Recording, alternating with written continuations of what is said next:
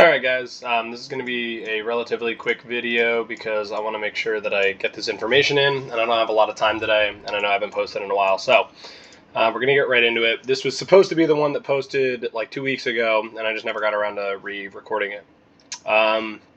So actually, let me just talk through this.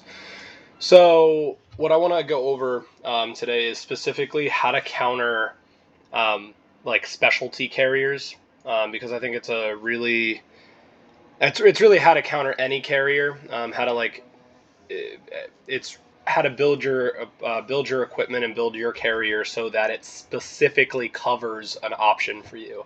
So like, I was trying to explain this to a guy the other day, where like the Nyx typically has no bad matchups other than against like a Helios, and even then it can still kind of win if the Helios isn't built well. But the Nyx, if the Helios is built well, the Nyx will lose all of its ships and be able to do no damage and immediately lose. So it has one really bad matchup, and then every other matchup in the game, it's like it's a really fair fight, and it probably has the advantage for the most part. So it's a really good carrier. There's a couple different ways that people go about countering it.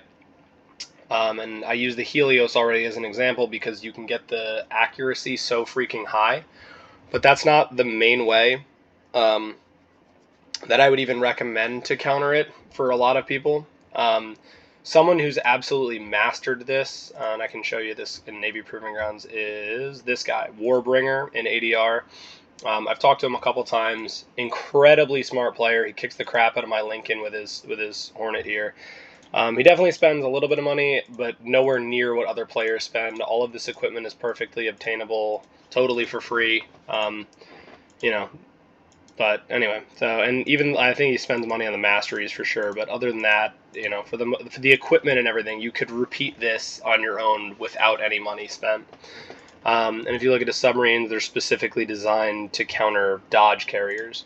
And he's using the Hornet, right? So like, why is he using the Hornet instead of something like a Helios? Well, and why can he get away with it? The Hornet, actually, I have one, so I can show you.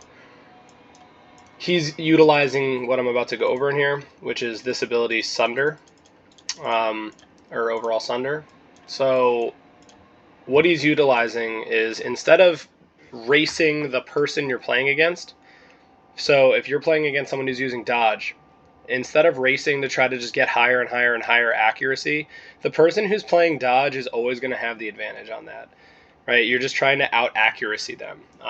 Unless you're using the Helios, in which case the dodge person is better off just swapping to something else because you're going to hit them anyway.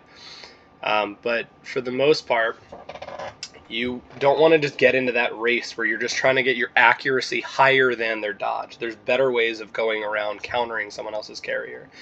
And this thing right here, and this where you would normally go like yell at the developers for something, they have this game strategy tab that I think no one ever looks at, and I don't understand why, but it goes over skills and buffs and a whole bunch of really cool stuff, and it's actually written out really well. It shows you all the formulas for how these things are calculated, and you can learn a lot of information about how these things work. And I'm just going to say, in general, the premise of this video, the best way to counter any of these specialty skills, deflector armor, implosion laser, so special skills, which they, in just this one sentence right here, they convert an attribute into another attribute. Instead of trying to beat the converted attribute because it's multiplicative, right? So if they have dodge and then add armor, they also get more dodge. That's how deflector armor works.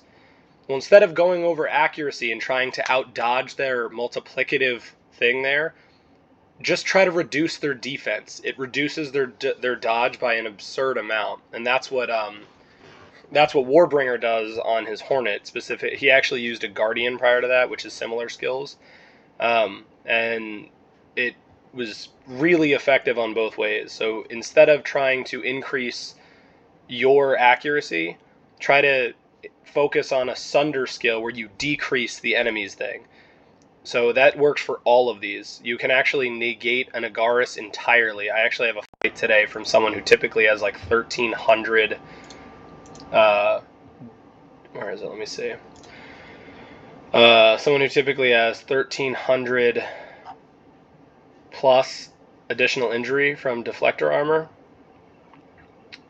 Here we go. This fight. This guy was fully built, and this is against an Agara Special Edition. He's using all of his skills. I'm using all of mine, and I'm incredibly hurt. Right, one round and this thing's over. But this is entirely because I'm not using Sunder here. I'm using the Hornet to counter an Agaris. So my build is different than Warbringer's build. And that's fine. Like, you can use a carrier for multiple different things, but your build isn't specific to the carrier. Your build is specific to what you're trying to beat. So I use the Hornet differently than he does. Our builds are going to look different, and that's fine. His isn't better than mine. Mine's not better than his. They just are different. And if you see it, like, this is an Agaris. This thing should be absolutely clapping me damage-wise, but it just returns fire. He did 4,000 damage total. And you look at, if I show you his, like, if I go to the buff details, where is that? Oh, not too much. Additional injury, devastating blow, 0. He gets nothing from that devastating blow skill. He does absolutely no damage from that. He still had some because my last stand isn't as high and this build isn't fully done yet. But the whole point of this build is to counter Agaris.